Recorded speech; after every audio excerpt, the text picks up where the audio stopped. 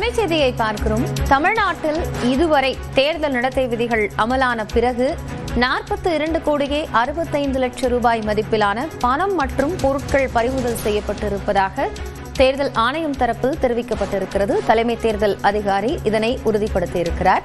ரொக்கமாக 2 கோடியே 37 லட்சம் ரூபாயும் 2 கோடியே 88 லட்சம் ரூபாய் மதிப்பிலான பொருட்களும் பறிமுதல் செய்யப்பட்டிருக்கின்றன.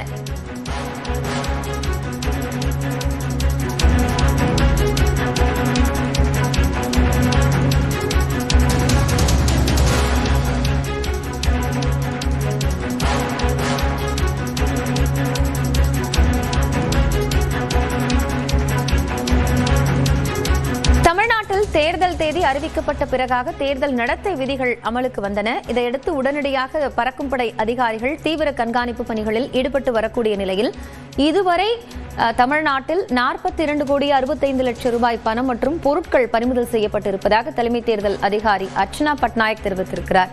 கூடுதல் தகவல்களோடு சிறப்பு செய்தியாளர் அவினேஷ் இணைந்திருக்கிறார். அவரிடம் பேசலாம். அவினேஷ், இப்போ பணம் பொருட்கள் பறிமுதல் செய்யப்பட்டிருக்கு. இந்த முறை கண்காணிப்பு அப்படிங்கிறது தீவிரப்படுத்தப்பட்டிருக்கு. இன்னும் கூட விழிப்புணர்வு தேவைப்படுதுன்னு பார்க்கணுமா? விவரம் என்ன? காயத்ரி, தமிழ்நாட்டுக்கு வரக்கூடிய ஏப்ரல் மாதம் 23ஆம் தேதி தேர்தல் அறிவிக்கப்பட்டிருக்கிறது. ஞாயிற்றுக்கிழமை பிற்பகல் முதல் தேர்தல் நடத்தை விதிமுறைகள் தமிழ்நாடு முழுவதும் அமலுக்கு வந்திருக்கக்கூடிய நிலையில வேற மாநிலங்கள் இல்லாத வகையில தமிழ்நாட்டில் இந்த பணம் அப்படிங்கிறது பணப்பட்டுவாடா அப்படிங்கிறது தமிழ்நாட்டில் வாக்காளர்களுக்கு அதிக அளவுல கொடுக்கக்கூடிய ஒரு மாநிலமாக இருக்குது. இதை கண்காணிப்பதற்கு இந்த முறையும் தேர்தல் ஆணையம் பல்வேறு நடவடிக்கைகளை தீவிரப்படுத்தியிருக்கிறாங்க. கண்காணிப்பு குழுக்களை ஒவ்வொரு தொகுதிக்கும் 9 கண்காணிப்பு குழுக்களை நியமிச்சிருக்காங்க. அந்த அடிப்படையில இன்று வரை இந்த கண்காணிப்பு குழுக்கள் மூலமாக கிடைக்கப்பட்ட பணம் மற்றும் மற்ற பிற மதிப்பிலான பொருட்களுடைய மதிப்பாக 42 கோடி 65 லட்சம் ரூபாய்க்கு பணம் மற்றும் இந்த நகை உள்ளிட்ட பொருட்கள் பறிமுதல் செய்யப்பட்டிருக்கிறது.